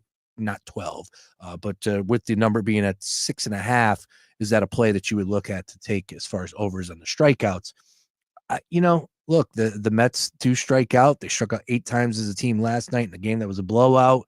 They'd have some really good hitters, and that's the one thing that I was worried about. Like, this is a team that if it could go wrong, it was going wrong for them. But with that lineup, if you're not making your pitches, they can make you pay. It's not like they were being shut out in a lot of those games. They were still scoring 5-6 runs, but they just had no pitching. So hopefully tonight, a little bit more of that. 8's our total in tonight's game between the two lefties. So I kind of like the over. Give me Luzardo in that money line spot at -112. And if I'm taking a flyer on a prop, I'm going to take the over on 6.5 strikeouts for Luzardo at +130. I think that's a pretty good number to take a shot at there. If you have a play, go ahead and get involved in the conversation at Fox PHL Gambler. At Fox PHL Gambler. Love to hear your thoughts on tonight's Mets and Phillies game round 2. We do have some other things that are happening in the sports world, and specifically the main one for me is college football. And, one of the matchups that we are having a lot of hype around, and it should, because of the fact that you're talking about two teams that are ranked, that could potentially be in the mix when it comes to playoff time. A lot of hype around both of these programs because of Brian Kelly and Dabo Swinney, both great coaches and recruiters. And of course, I'm talking about LSU and Clemson going down at 7:30 on Saturday night. Now, when you look at the number, Clemson is a 3.5-point favorite. They're at home in their Death Valley. There's been a lot of hype, a lot of focus on the way that LSU, specifically Brian Kelly, has went about his business this offseason. And what I mean by that is, if you have no idea, if you haven't listened or heard the story, he has put such an emphasis on this game. And one of the things that really, it's such a contrast between the two. It's because that is anti-Dabo. There's no way that Dabo Swinney is going to put more emphasis on a game, specifically game one of a regular season, and oh, by the way, on the road, than any other game. No way. Of course, would he tell you that some games are bigger than other games? No doubt about it, right? Guys won 2 national championships, 16, 18, if I'm not mistaken, a long time ago, but still, he knows what it takes. It's a winning program, had success last year, made the playoffs. So I just think it's really risky, but I kind of respect it at the same time from Brian Kelly. I think it's risky because you can lose a game early in the season and still go on a winning streak and make the playoffs. You still can have a very successful season, even if you do lose game one, like Clemson did last year to Georgia. So I think it's really risky that if he goes out there and he puts all the eggs in the basket for this one game, and we're the Tigers and we are Death Valley. And I think he called it Death Valley Light up there in Clemson, and whatever. Anyway, anything you have to do to motivate your team, that's fine. However, what happens if LSU loses this game? What happens if LSU loses this game in a big way? What if they get pounded? I'm not going to sit here and tell you it's the end of the year for LSU. By no means. No. They have a great roster filled with some really big playmakers on offense, pretty good secondary. This is a very talented LSU team that came up extremely small last year, and I've been talking about that a lot in the offseason this year. But I just think when you talk about the two coaches and their styles and how much of a difference between Dabo and Brian Kelly are handling game one on Saturday night of Labor Day weekend, it is very intriguing. And I think it adds another layer to a lot of storylines that are taking place in this game already. You're talking about number 4 and number 9 ranked team in the country, top 10 battle taking place, primetime television. There's like a good 6 or 7 games this weekend. This is definitely one of them at the top of the list. I would say Texas and Ohio State is definitely number 1. For my money, LSU and Clemson, number 2. Love to get your thoughts out there right now at Fox PHL Gambler. Do you have a play in this game? Are you looking at possibly taking the money line with LSU plus 150? How shocked would you be if LSU went into Clemson and won this game outright? Because I do believe that if you're going to take LSU plus the points, you better have that money line as well at plus 150. This is one of those games that the dog can absolutely win here. So why not take a little flyer on the fact that this is a decent money line at plus 150, and it would not be too crazy for my money to see LSU win this game. But with that being said, Brian Kelly, a very fiery, emotional head coach, right? We've seen him punch the table. We've seen a lot of stuff come from him on the sideline, yelling at people, screaming at people. I'm a Brian Kelly fan. I'm also a Dabo guy too, as well. I just think, man, you're really, really, really changing up an approach, and maybe that's going to pay off for him here as far as a week 1 game against Clemson, a tough opponent on the road in South Carolina at 3.5-point spread. Again, 57.5 is our total on that one. How you feeling about the total? You think we're going to see a ton of points in that one? Love to get your thoughts as far as that game is concerned. Now, with that being said, over on VSiN, Vegas Sports and Information Network, there is a gentleman by the name of Steve Mackin who does a great job. I think they were calling him the analytics guru. Thought did I stumble across that the right way? I want to say that was what they're calling him now, the analytics guru, which I think, hey, man, this dude, he is really good at what he does. And where he goes is he'll look at the betting systems, the trends. Now, I'm not a guy that will blindly follow these trends. However, when you tell me that you have a trend that since college football 2013 has gone 16-0 straight up and 15-1 ATS, which is good for 93.8% if you're keeping score at home. Yeah, I'm definitely intrigued. I'm very interested as far as that is concerned. Now, how many points are too many is the question that we have to ask.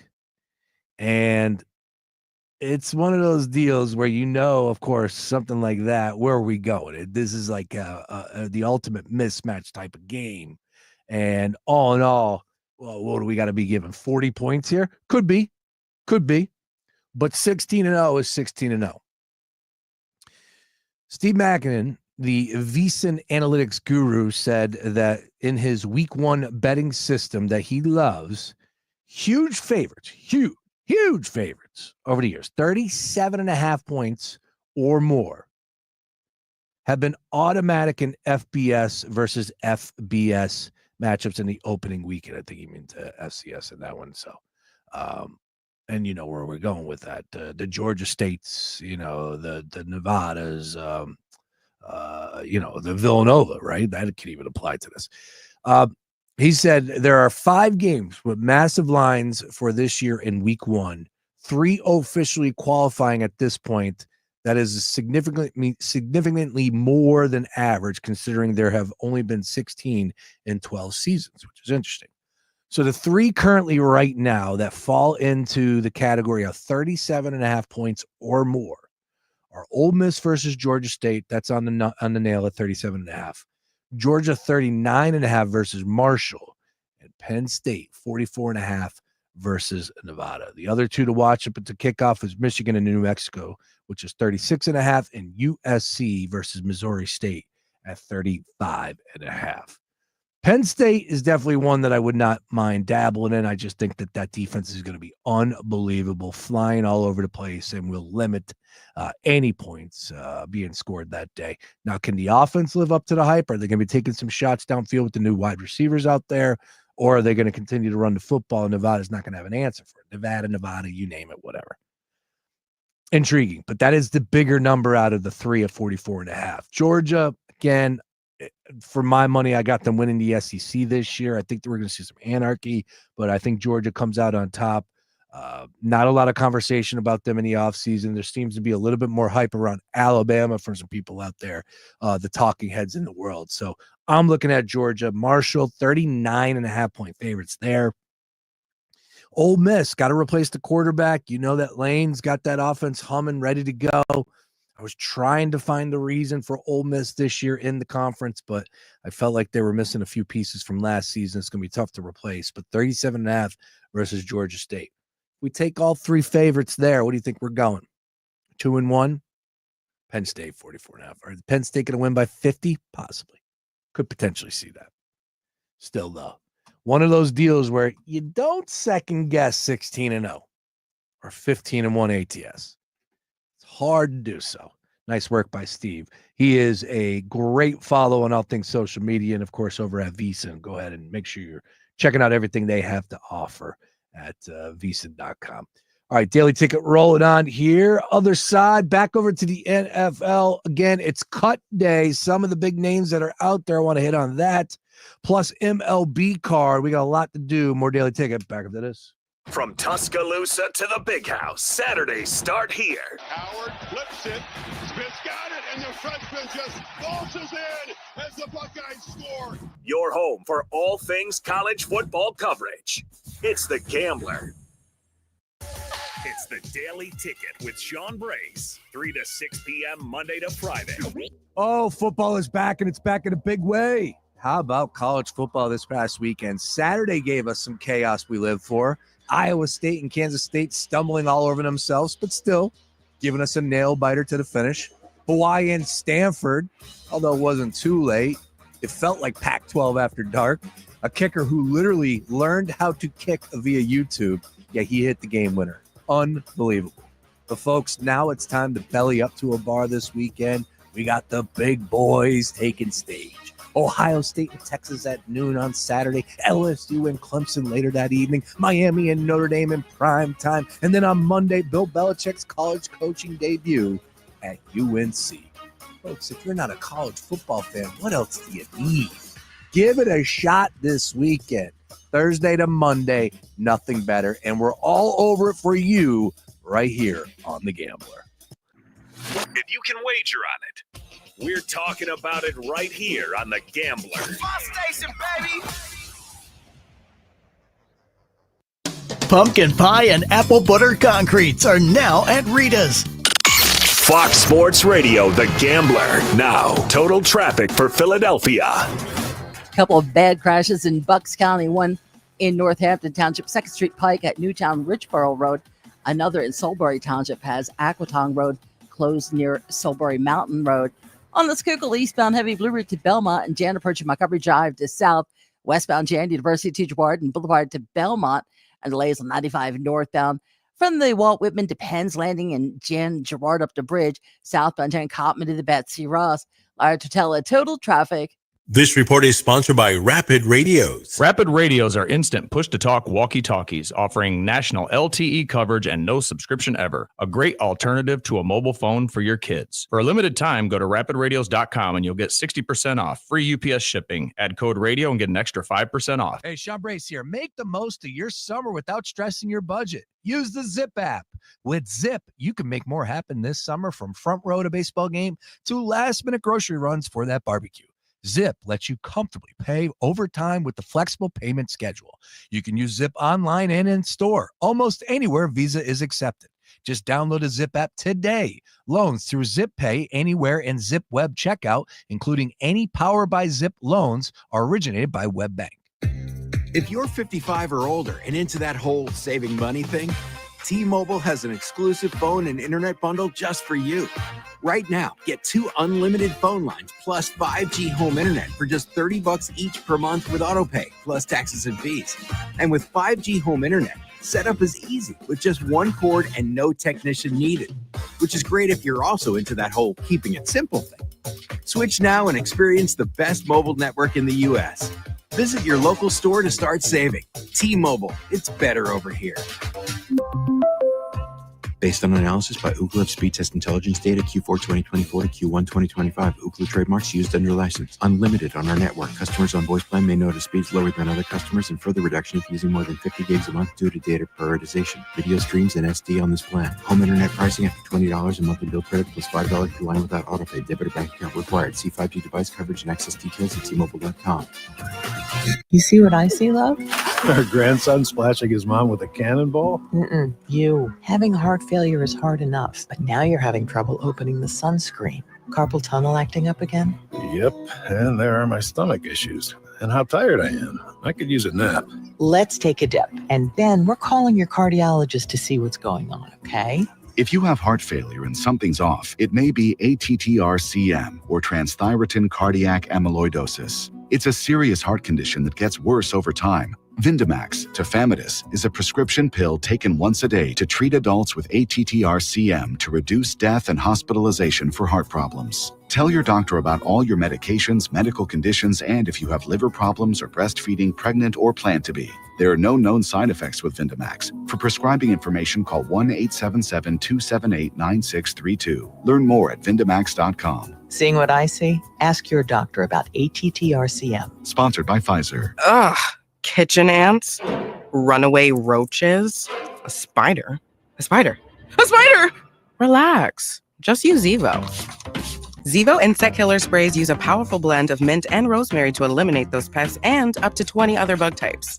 Plus, Zevo is safe for use around people and pets when used as directed. Just spray the bugs and wipe them away.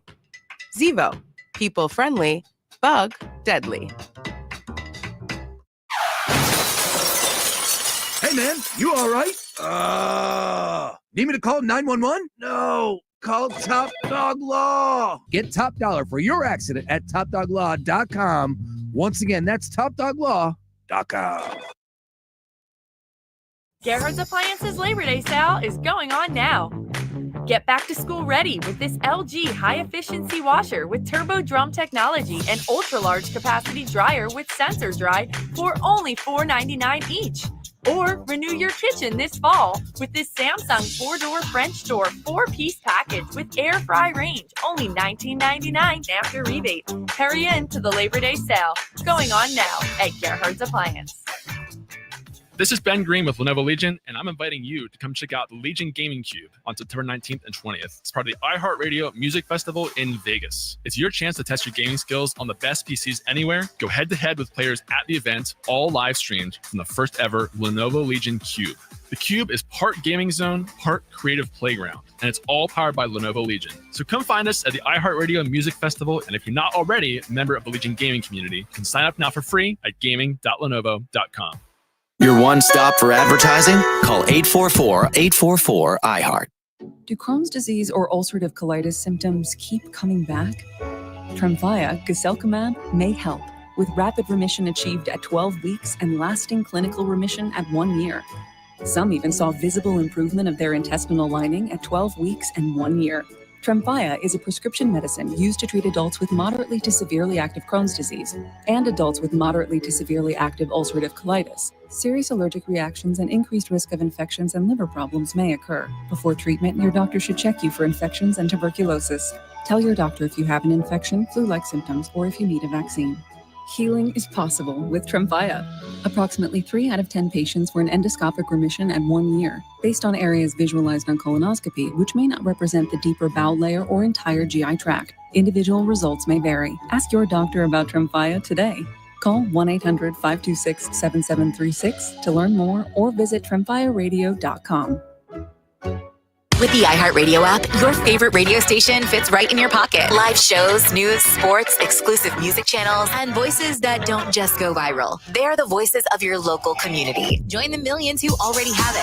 iHeartRadio, the #1 app for radio. Now that I'm a dad, I can't stop thinking about what would happen to my kids if something happened to me, like losing the house or not affording college. Yeah, that used to keep me up at night too. It's why I finally got life insurance from Ethos. It's 100% online. No medical exams, just a few health questions.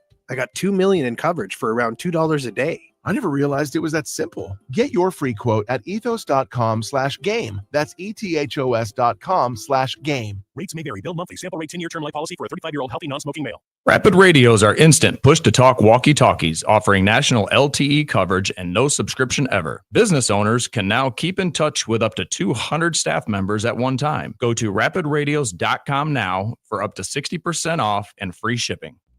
Oh, that fall feeling is in the air, and it'll continue overnight with low temperatures in the 50s for the majority of the region. Now, Philadelphia will drop back to around 60 degrees.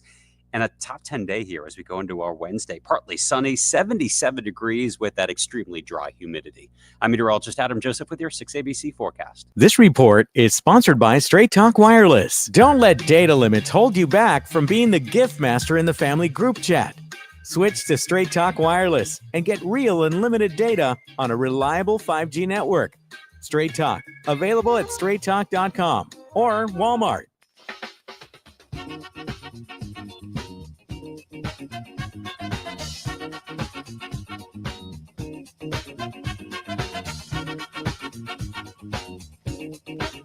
Coming down the home stretch, Daily Ticket with you here on a Tuesday. A lot going on. Phillies Mets round 2. Got to find a way to win a game up at Citi Field. 0-4 versus the New York Mets this season.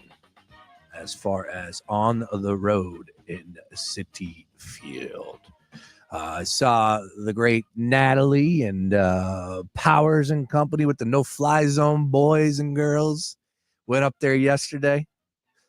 Yeah, I'm glad I didn't make that trip. 13-3. Good Lord. Hopefully a better performance as far as the Phillies are concerned tonight. Luzardo on the mound, -112. Yeah, well, got it wrong last night. So let's see if we can get it right tonight. I think the Phillies are to play. I do. I think you got their attention with that one. Got to give credit to the Mets. They found a way to win another game. Actually looked okay, better as of late. And you're going to find that from time to time when you play 162. You'll be able to figure it out eventually. But that game going off this evening looks nice out there. No issues as far as the weather is concerned. So game 2 tonight. Tomorrow will be 7:10 p.m. with Taijuan Walker on the mound. That is another reason why tonight is important for the Phillies to find a way to win a game, because Taijuan, yeah, I know he's pitched better. I get it, but I am not subscribing when people are telling me that, no, Taijuan is a different man, pitching better this year. You can count on him. Nah, that's when things go sideways, when you start to believe that. So I'll be good on that. All right. We talked a lot college football. We will do more of that tomorrow. Sam Ostry is going to join me full show. We will also have Colby Marcio, normally talking Major League Baseball with Colby, but he is a big college football guy. Had the over in the Iowa State-Kansas State game, so we'll have some fun with that one. But we're going to talk a lot of college football on tomorrow's show.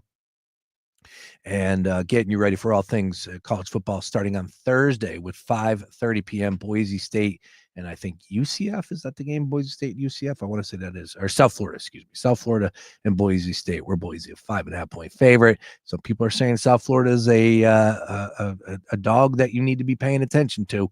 We'll see on that one. We'll talk more about those games on Thursday. But more and more, it's all about the big ones, the Ohio State, the Texas, which, if you missed it, we got some interesting stuff from the timeline a little earlier today. First and foremost, from the Texas-Ohio State world, which, oh, by the way, Ohio State 2.5-point favorites. There are people that are believing that this could go off in Texas's favor as they're favored on the road. I'm not buying that. However, there are people out there that I do respect. They're saying that the number could move that much. I think we're going to see somewhere around the line 1.5, 2. I don't see Ohio State being an underdog in that game, but money could be coming in on Arch, and who knows if that is the reason. But people obviously do believe that Texas can go in and find a way to win that game. The quote that I'm trying to find here, and here we go. Arch Manning, when he was asked earlier yesterday about having the target on the back from Texas' perspective, he said, quote, "I think we kind of try to shift the narrative. We're going for everyone else. The target's not on our back. We have a red dot on everyone else." Close quote. Yeah, Arch, off and running. Eli never said anything like that. Peyton sure as hell never said anything like that. And I understand those are uncles to Arch, but you got to love it, man. That's the juice. That's the college football juice right there that will get you all fired up, get you all hot and bothered as far as Ohio State, Texas, kicking off at noon on Saturday. Also from the timeline, oh, it's nice to see the kids. The kids. How old's Travis Kelce? I don't even know how old these guys are. Kelce, if I had to guess, I was going to say 34. He's 35. How old's Taylor Swift? Taylor Swift. She's 35. Oh, look at that. Look at that. Oh, when you Google it, confetti comes down on her name as they announced that they are engaged today. Taylor Swift and Travis Kelce. She tweeted, or she posted on Instagram, "Your English teacher and your gym teacher are getting married." I don't know what that means. Net worth $1.6 billion. Whew. She's a force, man. She's an absolute force. And I like Taylor Swift. I don't like her, I don't listen to her music. I think she's got a couple good songs. Don't get me wrong. I would never go to listen to me. I would go to a concert if my wife wanted to go or my daughter wanted to go. Of course I would go. But what I would say, like, to my boys, yo, Beef, we're going to Taylor's. No, it would not. Although Beef would probably be up for it. Taylor, I don't mind her. I think she's a good human being. You don't hear anything bad about her, right? She is just an absolute juggernaut. She's just from a different world. It's the only way I can describe it in my mind. Like, that woman can't even go outside. Like, she can't go outside, walk down the road. And I know there's plenty of celebrities that fall into that category, but she's on a different stratosphere. That, like, if people find out she's somewhere, they'll make a phone call, they'll put a post up, and next thing you know, there's 2,000, 5,000 people outside the restaurant. Like, that's the type of effect she has. And it's absurd, but that's her life, man. And she built it up for herself. So that's why I do respect Taylor Swift. She hit the ground running at an early age. But, Travis liked something about her and found a way to get her. And next thing you know, here we are. They're engaged before the season. I don't know. Like, I see that there was the DraftKings tweeted out that there was a ton of money coming in on Travis Kelce, same game parlays, and of course touchdown props. I wouldn't go that far, and I don't think, like, all of a sudden in week 1 in Brazil, Travis Kelce is going to have a touchdown, caught because of he's got this breaking news. I do think the Chiefs get the Chargers. I do think that Travis Kelce is going to have a better year this year. I think he even said as such. So I did draft Kelce on my one draft or my one fantasy team that nobody cares about. But, when you want to go place money on him now to have a touchdown, no, this isn't like somebody died and Nick Castellanos going to hit a home run. No. Look, he got engaged. Good for them.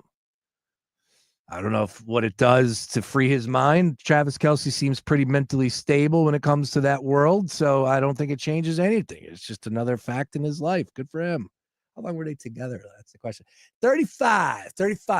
I've been married since 2017. I think I got, like, engaged right around that. No, I was like 37 when I got engaged. But that's the way to do it. Kids, if I could give you one piece of advice, don't get married. Don't have kids until you're plus 30. You just enjoy it. Be out there. Live a little bit. Stay out late. Party as much as you can. Have a lot of fun. Meet a lot of people. Travel as much as you can. Don't get married. Don't have a child till you're 30 plus. So 35 across the board for both of them. I give them thumbs up. I give them the seal of approval on that one, as if that means anything. All right, fun show today. I promise you this. Tomorrow will be even better because we are locked and loaded with guests, and we got a lot to discuss in the world of college football. I am so excited for this Thursday to Monday card, and we're going to hit on it all tomorrow. So here's the deal. Tell a friend you like some college football. You're looking for some winners. We're going to hit on all the big games and then some. There are a ton to get to. Trust me when I tell you, we are on it tomorrow. Guests will be joining us throughout the course of the day. Sam Ostry in studio. I'm trying to lock up Beef. If not, I know we're going to have a Football is King coming your way. I'll be back on the Daily Ticket Thursday. No show for me on Friday as we ride off into the sunset for Labor Day weekend. I figured I'd squeeze one more Friday in before, of course, the Eagles get going. And that's all she wrote. Football Fridays will be on from that following Friday, first week of September, until we crown a champion as far as in February. Where's the Super Bowl at this year? I should know that. Super Bowl.